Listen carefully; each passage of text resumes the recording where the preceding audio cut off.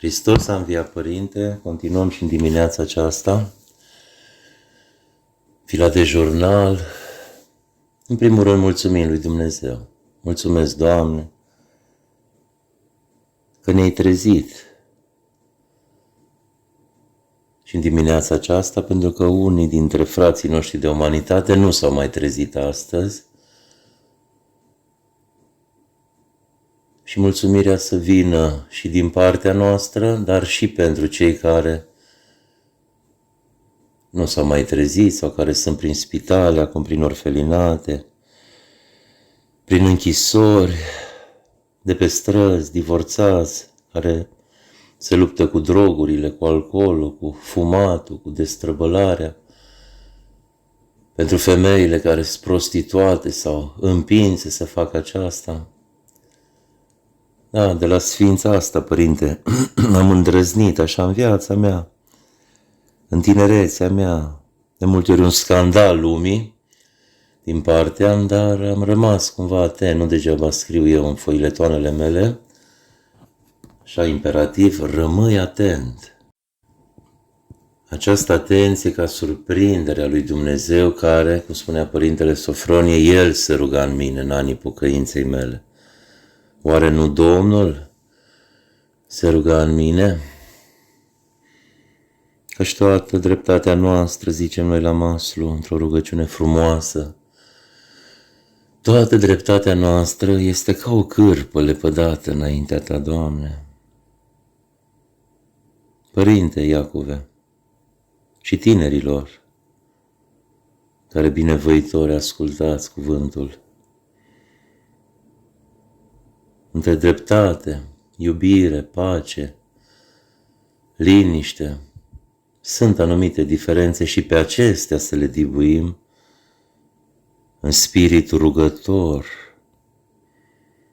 Părintele Sofronie chiar spunea și cuvântul acesta.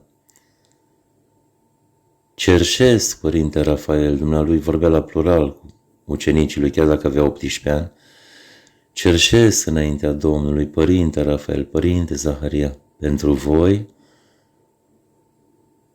să vă fie Domnul ce nu vă pot fi eu, omul.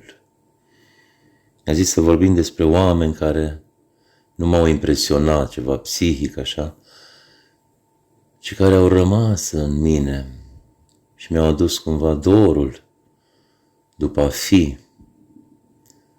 Nu doar a exista, ci dorul de a fi, fiindul, care în stare este prin atenție a te dumiri pe cale. Pe care cale? Pe calea Hristos.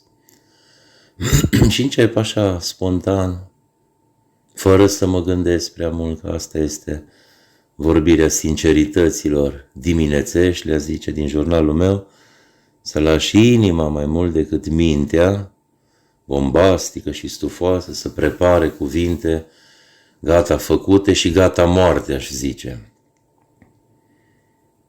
Era un preot care, când l-am sunat într-o zi a istoriei, vineri mi-a zis, Alexandru, vorbim mai târziu că îmi pregătesc predica.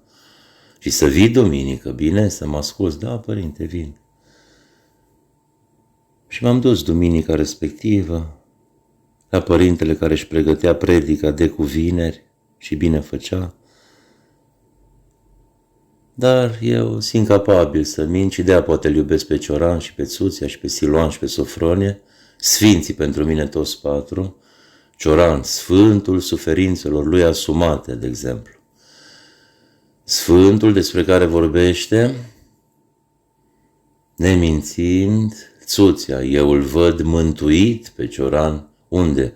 În inima mea, tare mult îl iubesc eu pe Emil. Iată cum își pregătea mântuirea semănându-se cu Dumnezeu, prietenul Țuția pentru prietenul Cioran. Și vine Domnul și le ia apărarea, nu logică, Domnul nu-i logic, e după logică, nu cade în dărătul logicii, dar merge dincolo de ea și zice, și iată ce bine și frumos este, prin psalmist, prin Duhul Sfânt, întreaga Sfântă Treime se varsă în psalmi, Și zice, iată ce bine și frumos este, nu va fi, nu a fost, ci este, iată, omniprezentul iubirii, forța iubirii a lui acum și aici, ca frații să fie, nu să stea, să fie dinpreună. Și de ce-i bucurie în cer când un păcătos cu frații lui, fie el, mai ales sunt tânăr cu tinerii la un loc, indiferent ce fac ei, indiferent unde sunt în chipul slavei celei negrăite, măcar deși își poartă rănile păcatelor, de ce bucură pe Dumnezeu această unitate? Pentru că reiterează împlinitor, dospitor, în tânăr mai ales, în tineri, rugăciunea lui Hristos din Aghețimanilor grădină. Mă rog, Tată, iată, se roagă Hristos, nu propune așa, științific, sau mai ales impunător. Domnul e delicat și blând și bun cu inima, se roagă. Că doar în rugăciune nu poți fi refuzat, pentru că însăși rugăciunea e un da, un amin, un așa să fie. Și mă rog, Părinte, ca toți să fie unul, precum noi unul suntem. Încep cu Părintele Teofil Părăian. La 12 ani mergeam pe la Sâmbătă și oare mergeam să caut monahismul sau pe monah sau mănăstirea sau toaca sau clopotele sau bărbile sau schimele mici sau mari sau mijlocii? Nu, mergeam după un dor năpraznic de Dumnezeu pe care copilul, prin intuițiile lui adânci, îl simte și caută să-i dea expresie în viața lui. Și dacă cineva nu știe să-i răspundă acestor intuiții, cum spunea Părintele Rafael Noica, se întâmplă accidente pe cale în lumea din forul lăuntric al tânărului, în inima lui adâncă, în mintea lui, în creierii lui, se întâmplă o zguduire. El simte ceva și ăștia alți care se dau mari și poate sunt deloc mari, nu știu să-i răspundă la intuiții. Și atunci, de aici începe conflictul care se va împinge și se va degaja într-un videoclip comportamental, social, duhovnicesc în viața pe care tânărul va parcurge. Și Părintele Teofil, aidoma Părintelui Arsenie Boca, care tot de la 13 ani, când l-a întâlnit Părintele Teofil, i-a spus, cum te cheamă?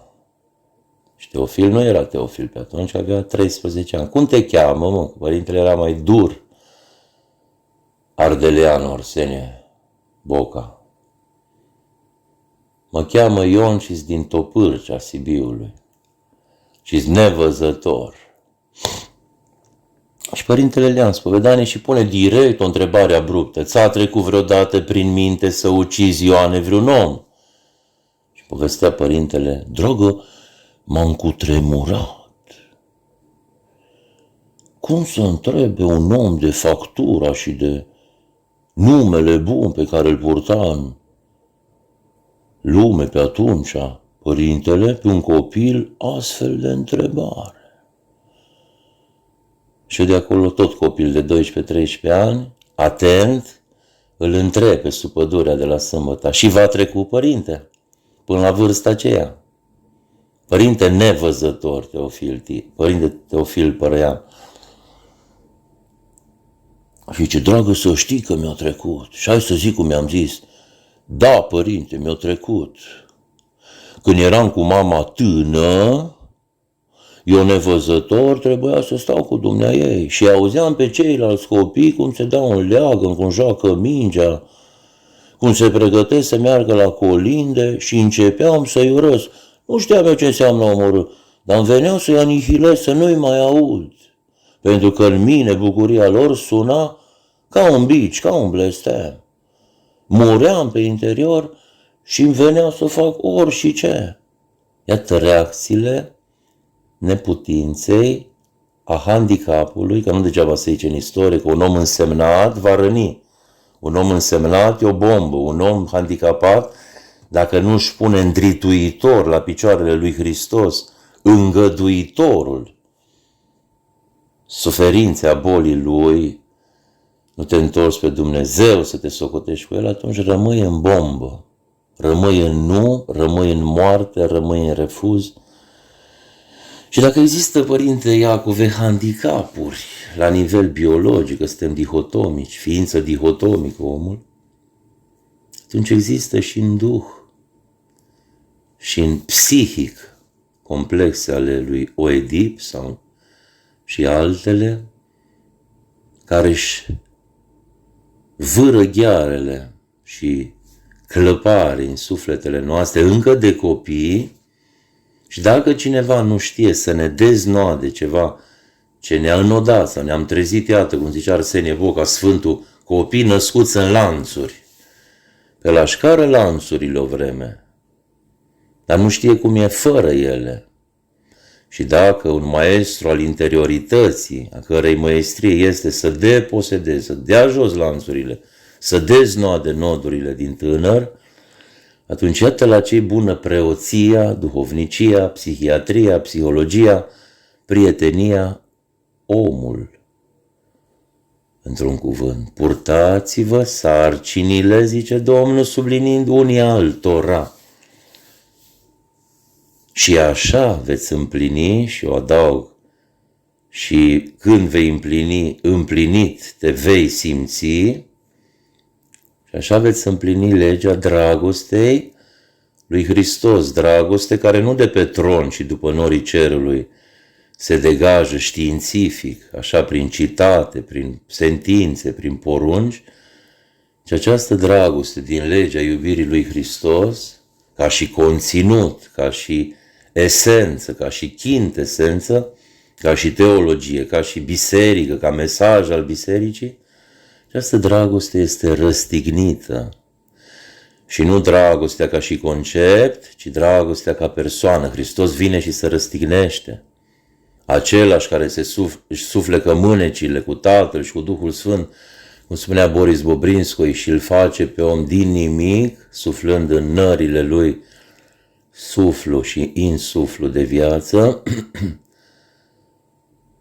același făuritor vine după Adamul întreg, vine după om, după ținta ochilor lui, un cuvânt extraordinar de frumos, că omul e ținta ochilor lui Dumnezeu și vine și nu-i povestește prea mult despre cât îl iubește, ci arată faptic pe cruce murind, asumator pentru și neapărat în locul oricărui om care a fost, este și va veni a se naște prin lumea oamenilor chiar până la ultimul. Și Părintele Teofil Părăianu îi răspunde că da, mi-a trecut prin minte. Mi-a trecut complexul acesta care mă ară cu brazde adânci, a zice. Și atunci Părintele, geniu, Arsenie Boca, că de aia, uite, dintr-o discuție de asta, eu pot să zic, da, omul acela a fost sfânt, de ce? Că a vorbit în Duhul Sfânt și cine are îndrăzneala și curajul, bon curaj de a vorbi ce îi dă Duhul Sfânt, apoi Sfântul Siluan zice că e desăvârșit. Și Serafin din Sarov și toată pleiada sfinților spun, ăsta e criteriul unui om de vocație, mai ales preot, episcop, călugăr, diacon, creștin, orice ar fi el. Să-L întrebi pe Duhul Sfânt în inimă și să ai curajul să dai tot prin inimă, ridicată în grai, cu smerenie, celuilalt frate de umanitate și nu musta interlocutorului tău, că tu n-ai, Părinte, interlocutor și nici tu n-ai pacienți, doctore,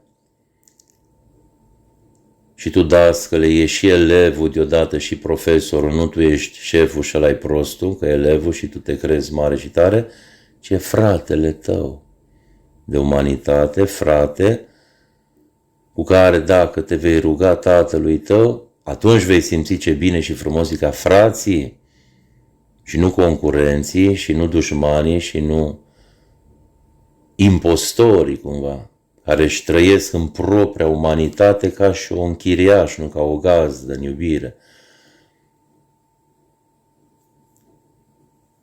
Și vedem că îi propune Părintele Arsenie Boca rugăciunea de toată vremea. Ioane, ai 13 ani, să zici așa: între respirații zici, Doamne, trăgând aerul în piept, odată cu aceasta, să zici, Iisuse Hristoase, Fiul lui Dumnezeu, dând aerul liniștit afară, miluiește-mă pe mine păcătosul. Și Părintele povestea apoi, revărsător prin conferințe, pe la Timișoara, pe la Cluj, pe la Brașov, pe la Sibiu, în toată țara. Vă rog să mă credeți că după ce am plecat de la sâmbătă, având 13 ani, și m-am dus la Timișoara, la școala specială de nevăzători, pe drumul de dimineață în care mergeam jumătate de ceas, am început să zic cum mi-a zis Părintele: Doamne, între respirații, trăgând aerul în piept, Iisuse Hristoase, Fiul Dumnezeu, dându-l afară, miluiește-mă pe mine păcătosul. Dragi ascultători, vă rog să mă credeți, avem o bucurie de gândeai că mă ridică cineva pe sus. Bineînțeles că nu mă ridica cineva pe sus, dar era darul lui Hristos și darul ascultării, că am făcut literal ce mi-a zis Părintele Arsenie Boca. Nu literar, nu interpretativ, nu cum mi se năzărea. N-am luat alte cărți, Pelerinul Rus sau Simeonul Teolog, ci am făcut ce mi-a zis Dumnezeu prin ăla la care m-am dus eu. Iată țăranul din Topârcea cum a pus problema fix. Fac fix ce-mi zice. Și dacă a făcut fix ce i-a spus duhovnicul, prin Duhul Sfânt, iată, taina, minunea, s-a întâmplat, se petrece, este. Și bucuria ascultării o simți tu, Teofil Părean, atunci când devii ascultător. Pentru că ascultarea tinerilor este girul dragostei pe care tu îl dai celui care se smerește preot, care el la rândul lui se smerește și rămâne un martor, cum zice rugăciunea, eu sunt doar un martor, se dă la o parte și cerșește, cum spunea Părintele Cloșcă, Sofronie Saharov, celor pe care îi antrena să devină duhovnicii lumii și iată că a și răzbit și a reușit ca aceștia sunt niște sfinți, Zaharia Zaharu, Rafael Noica, Simeon, francezul de la Essex mă refer, Serafin care acum e la Valam, niște briliante ale duhovniciei într-o smerenie trăite.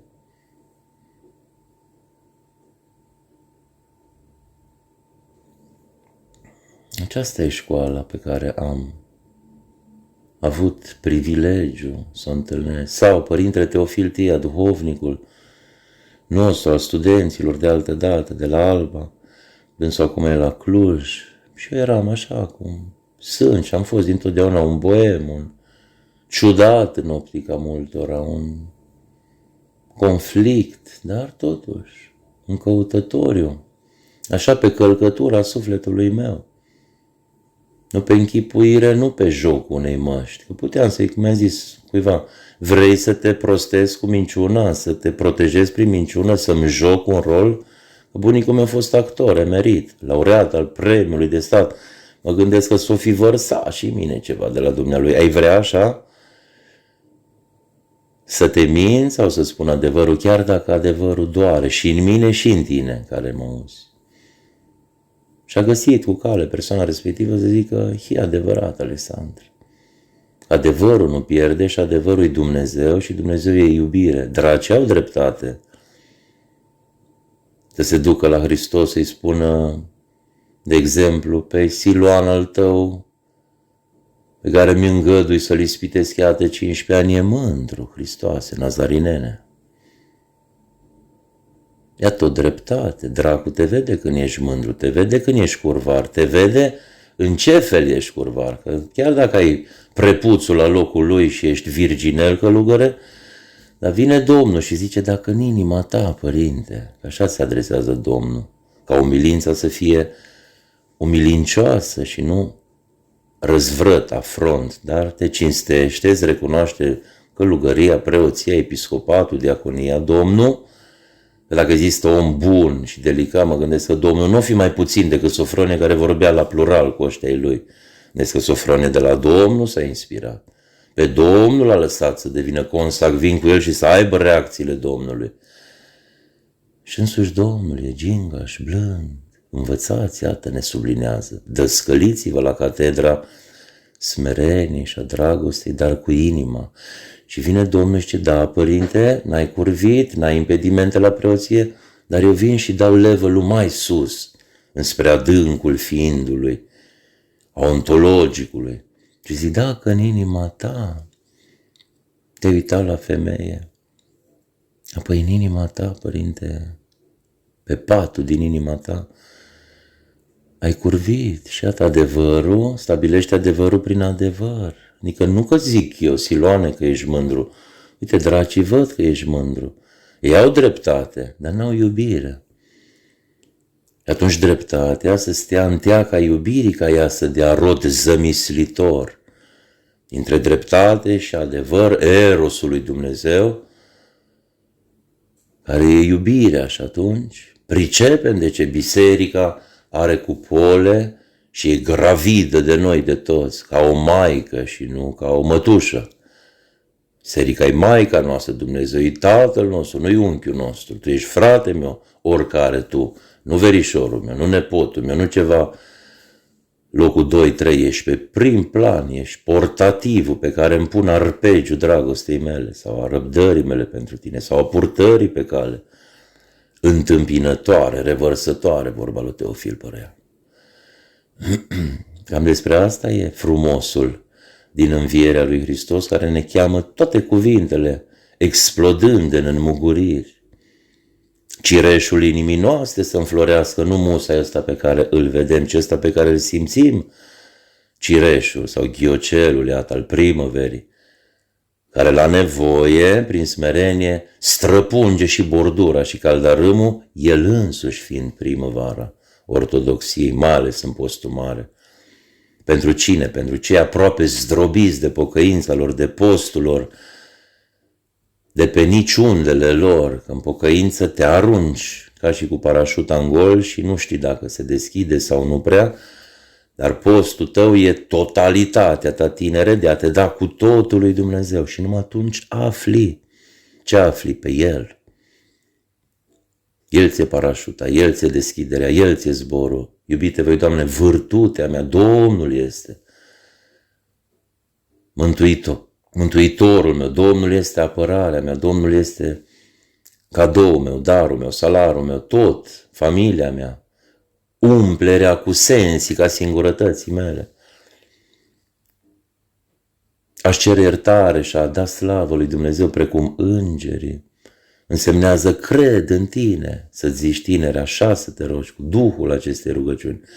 Cred în tine că de oriunde tu mă scoți, mă scapi și pe oriunde mă trești tu, prin toate halourile, prin toate răstignirile, înviere-mi ești.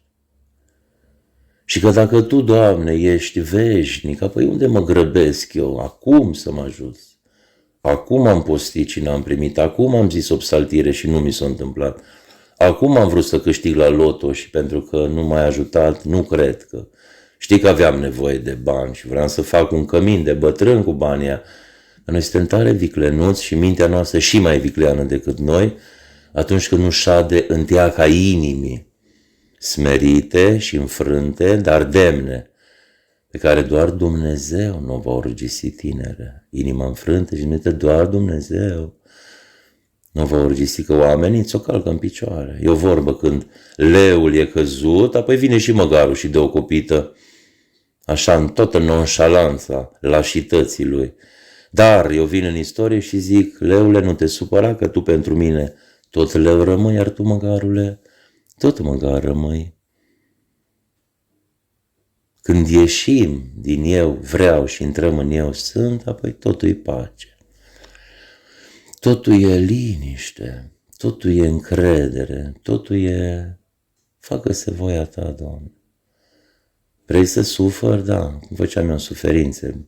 Prima oară mă luptam cu ea, cu tare, că orice tânăr îs eu și voi sunteți eu și toți suntem unul înaintea lui Dumnezeu și prima oară avem fel și fel de reacții. Să te lupți cu mușchii, să arăți, să fii demonstrativ, să te rogi mult, să te scremi, cum zicea Țuția, unul se screme, lui altul vine. Urmărește-te când îți vine, nu când te scremi. Că până și pe cruce, nu? Și că nu te dai tu jos pe crucea răstignirii tale, ca boală, ca dosădire, ca eveniment, ca intemperii ale anotimpurilor care tremusai să te viziteze, nu? Părintele Rafael Noica, foarte delicat și sfânt și filozofii, dacă vreți, spunea că omul sufletului ca mărul, încă nu-i cop, trebuie să treacă prin îngheț peste el, ploi, vânturi și până la urmă mărul se coace. Și se coace pentru altcineva, dacă ai ști să rabi, adaug eu, pe crenguța vieții tale, pe băncuța singură vieții tale. Să rabzi într-o cunoștință însemnează eu mă las cop de toate relele care vin peste mine, dar care mă vor umple de experiență, ca în coacerea mea să fiu bun de mâncat pentru Domnul și pentru oameni. Iată cum văd eu, Alexandru Diaconu, plinirea, prin împlinirea bunei priceperi, orto și docheo, ortodoxia, a că tu ești bun de mâncat pentru alții și să nu te întorci psihologic asupra ta. Ce definiție dă Părintele Sofronie, Sfântul inimii mele, steaua mea călăuzitoare, umplerea singurătăților mele, acest sfânt, care pentru mine, Alexandru, a fost sfânt și înainte de canonizare și suferința mea a căpătat sens și valoare când biserica, pleroma bisericii, a recunoscut sfințenia pe care eu, suferitor, o simțeam în fiecare noapte, plângând cu cartea în mână. Vom vedea pe Dumnezeu precum este, Alexandre. Mie mi se adresa. De-aia m-am apucat să scriu cărți care să se adreseze ție, tinere, și nu mie. Și ce zice Părintele Sofronie? Că e smerenia. Acea calitate a dragostei este smerenia, care se dă pe sine oricui altcuiva decât ție exclusiv și până la capăt se dă, ea fiind fără de capăt, smerenia ca iubire și fără întoarcere asupra ta, în emoție, movere în latină, tulburare. Îngerii nu se motiv, Părinte Iacov. Sfinții nu sunt emoționali. Sfinții nu sunt patetici în pocăința lor duhovnicească, mistică, poftim dacă vreți. Cuvântul ăsta care zgârie, mistică, dar care vestește și el. Să lăsăm cuvintele să se aleagă între ele și să nu le lepădăm noi. Chiar dacă suntem traducători sau simțim, să le lăsăm. Adică n-am timp acum să culeg sau să huidui cuvinte, ci lasă-le să fie. Își zice omul care a suferit destul. Hai să pun accentul pe altceva decât pe pocăință negativă. În toate afacerile mele, tot ce faceți devine afacere. Să pun accentul pe duhovnicie, nu pe păcătovnicie, Părinte Iacov, eu ca duhovnic, tu, adică Sfinția ta sau. Că vine tânărul la mine, hai să nu mai iau încă o dată păcatele care pe ăsta l-au ucis și abia au venit cu înceara femeie, că venise la Părinte Sofronie ca o lămâie stoarsă. Hai să nu-l mai iau încă o dată. Și cum ai făcut și de ce tu la ioi? Savetă. Din ăla ai făcut-o, mă, pe urât, măi, rușinos, îl blochezi, îl ucizi. Hristos moare pentru tânăr și pentru tine, preotule și psihologule și psihiatrule, pe Golgota acolo, ca tu să fii înviere. Dă-i cuvinte înviate, înviatule din morți. Dacă zici Hristos a înviat și o să răspund adevărat a înviat, hai să ne înviem. La nesfârșit, nu odată geografic și temporal, așa că acum de pași și după aia luni te omor, că gata, o trecut săptămâna luminată. Acum aici să te iau așa cum sunt, că acolo am jucat o țări de teatru, la înviere, ne-am aprins luminările, ne-am luat în brațe, așa la vedere, la poză, la filmări pe Trinitas și așa, dar acum de luni începem cine suntem. Și acolo se uită Domnul. Unde ești tu din rol, acolo începe antrenorul, lunetistul iubirii, să se uite la tine nu cinic, ci atent, că o să te zdrobești. Ce-ar fi ca Domnul să nu fie atent? De ce zic eu ca light motiv al suferințelor mele, dar care nu mă târăsc decât în demnitate mă înalță? Mă, da, sunt un învins eu, Alexandru, dar vreau să fiu demn.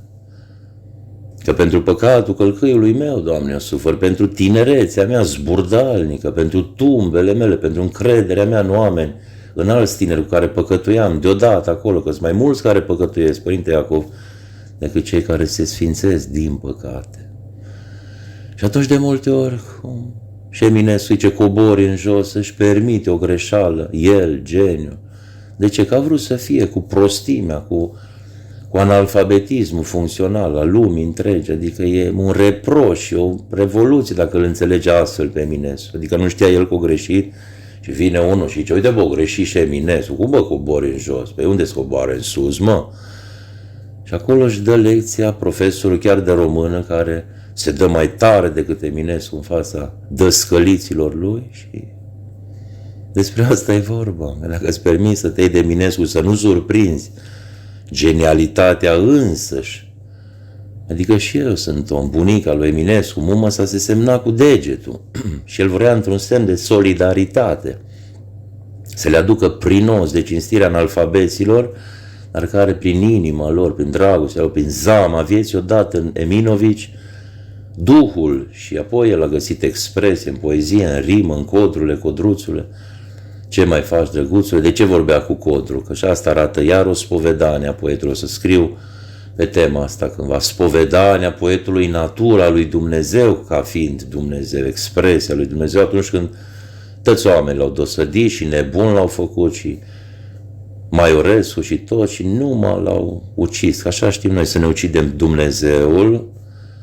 Nici nu Dumnezeu a murit, ci tu nici l-ai omorât. Și eu, și Iacov, și noi toți. Noi omul l-am ucis pe Dumnezeu. Păi nu așa am făcut, nu așa este. Atunci tu ai fi devenit un filozof și un mai adânc, dacă ai fi zis și eu l-am ucis pe Dumnezeu. Și toată filosofia mea, iubirea asta de frumos, prin suflet, prin psihice, prin psihiatrie, prin psihologie, prin duhovnicie, să mă ajute să-mi iau revanșa în Dumnezeu. Există cuvântul răzbunare și vi-l pun înainte pe portativul prieteniei dialogale. Ce semnează răzbunare? Oare seamănă cu vendeta, cu grinda din italiană, cu legea talionului de la evrei? Nu, vine de la răzbunare. Dacă ai făcut ceva prost, rău, acum a venit vremea să faci ceva bun, să răzbuni. E vorba de o bunare acolo. Și asta să ne fie nouă sărciu, ținta, ce înseamnă păcat, astohia din greacă și amartia, să cazi tot pe lângă țintă. În studiul tău, în calea ta, în relația ta interumană cu alți tineri, cu o prietenă, cu o iubită și invers. Și cum te poți armoniza? Pentru mine izbăvirea și mântuirea e armonizarea în armonia însăși, în domnia Preasfintei Treimi, unde pacea domnește, iubirea, revărsarea, răstignirea la nesfârșit pentru cel iubit. Nu, bă, m-a răstignit toată, gata, n-ați făcut nimic în iad cu voi, la nesfârșit. Domnul se spovedește lui Petru și lui alții când le spune, de câte ori să e? De 7 ori? Vine poetul Hristos unicul și spulberă matematicile gânditoare ale noastre, propuse, impuse între noi și Domnului. De 7 ori nu-i de ajuns, sau de 70 de ori. La nesfârșit, mă, Petre. Pentru că și tu, acuși, o să intri în nesfârșitul iertării mele, când o să zici acolo, femeia ce eleia, muieri, cea nea Ion, femeile muieri,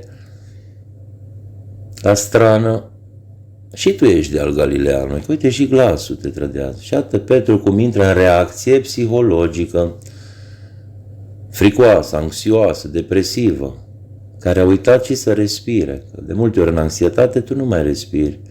Te cuprinde valul, emovere ale emoției și tu nu mai respiri ca de obicei, ci ori mai repede, ori deloc. Și atunci și biologic se întâmplă un blocaj acolo. Și ce-l cunoști pe omul ăsta, cum nu-l cunoști? Îl ajută, Duhul Sfânt prin femeia vorbea. Că zi-mă adevărul, Petre. De ce minți? Dracul-i mincinoși și tatăl minciunii, nu?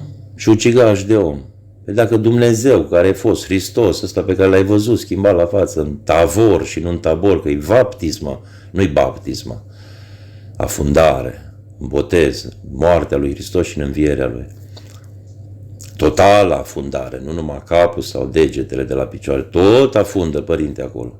Că și moartea, și durerea, și depresia, și toate sunt totale, iată, pe lume. Și dacă nu-i botezăm nici corect, apoi să nu ne mai mirăm de ce tinerii Gigi contra, bombă, petardă și toți vor să se sinucidă, că o știu sau nu prea.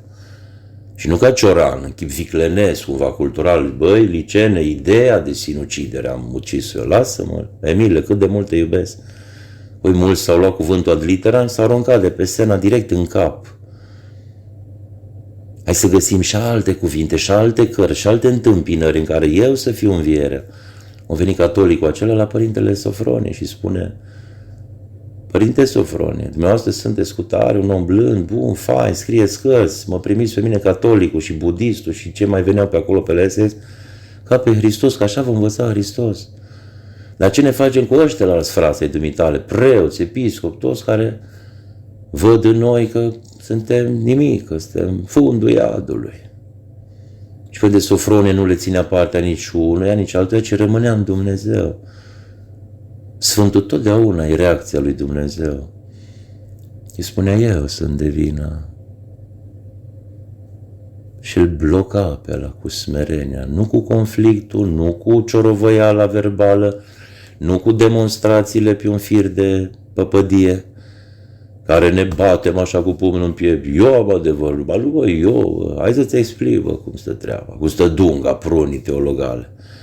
Uite aici, l-am pe Sfântul Efrem la buton, l-am pe Simeon Nou, teolog, care a văzut lumina nevăzută, cum. Întreabă lumina aia, cine e? Și răspunde: eu sunt Hristos. Și vin și te întreb, naratorul: dar tu ești Simeon, tu ești acea lumină ca deschidere? Sau vorbești despre, cu ură, tocmai paradoxal. Îți faci sabie așa din Părinte Stăniloae și pleznești peste la care nu-i de-a lui Stăniloae. Îl ucizi pe ăla. Pe asta ai priceput din Sfânt, teologule de cabinet. Asta ai priceput din Dumnezeu, care îi iubește pe cei ce îl răstinești și îi răstinește pe cei ce îl iubesc. Milă voiesc, nu jertfă, n-am venit după drepți, nu între drepți, care se cred pe sine de aici, vin după păcători, pe analfabeti, după curve, după bețivi, după, iată, tâlharul de pe cruce, după Iov, după Zaheu, te rog, coboară-te.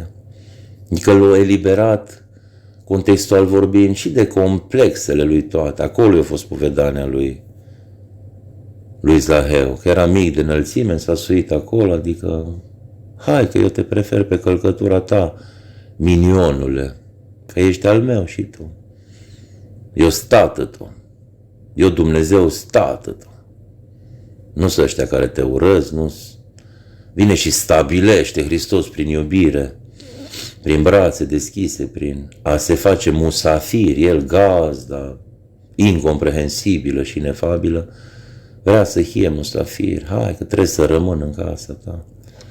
Și toată dragostea ca preludiu duhovnicesc eliberator și musă învietor în Dumnezeu, ca iubire, ca răspuns. Ce-i înviatul pentru mine? Răspunsul înviat al învierii Domnului și răspunsul ăsta care pricepe că pentru mine și după mine a venit Hristos. În orice cădere, în orice conflict, în orice iad aș fi. Nu-i așa, Siloana Tonitule? Unde ți s-a arătat ție Hristos și în ce stare erai tu și ce ai zis tu? De la capătul rugăciunii, conflict, înjurătură monahală, i-aș zice, cu mare îndrăzneală. Ești de nendu pleca și și-o ridica pumnul de sub rasă rusul, ar fi rupt gâtul cerului. Tensiunea îl dusese până dincolo de nebunie, aș zice. Și la capătul rugăciunii ca sinceritate, deși sună monstruos, vine adevărul. Și tace adevărul. Adevărul nu se propovăduiește pe sine. Nu-i fricos, hai să vă fac câteva tumbe, că dacă nu credeți în mine. Trebuie să mă impun, trebuie să vă seduc, trebuie să fac ceva. Trebuie să consum niște calorii ca să mă aplaudați. Ce facem noi, între noi toți? Ne școlim, ne luăm cărți, ne citim, ne nu știu ce, mergem neapărat la demonstrații, de la mine începând și De alții poate mi-e rușine să zic, dar vezi, apucători. Și ce zice Domnul în Evanghelie? Că în ziua în care o să mă întâlnești, nimic o să mă întrebi, adică o să te liniștești. În sărut nu-i vorbărie, în îmbrățișare nu-i. Nu-i așa călugără din noaptea călugăriei? Acolo când erai prăvălit la pământ într-o răstignire pe care numai tu și Dumnezeu ați simțit-o.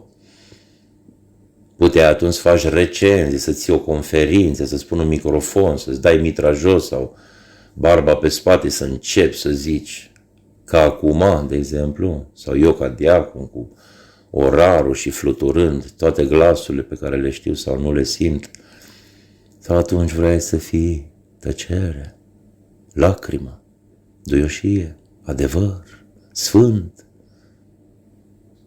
Cu întrebarea asta te las, ascultătorule, vrei să ai pace sau dreptate, care înaintea Domnului e o cârpă lepădată, dreptatea ta umană? Revoluționările, cerutul drepturilor, suferința patologică, pesimistă, Dumnezeu nu există, nu mă aude, e rău, cinic, mă ia la 11 metri de cu dimineață. Pe uite, atitudinea e duhovnicia, liturgiei pentru mine. Că trezește-te într-un euharistie, într-un ce bine că ești, ce bine că sunt, Doamne, mulțumesc, Doamne. Să te duci la liturghie să zici numai mulțumesc. Doamne, mulțumesc, Părinte, că uite, v-ați trezit mai curând decât mine și ați venit la proscomedie și din pita asta și din vinul ăsta o să faceți pe însuși Dumnezeu și pentru cine? Mai ales pentru mine. Vă mulțumesc, Efaristo, Euharistie. Și te întorci, pleci cu mulțumesc de acasă, continui cu mulțumesc și nu mai mori în mulțumesc. Amin. Slavă Tatălui și Fiului și Sfântului Duh. Amin.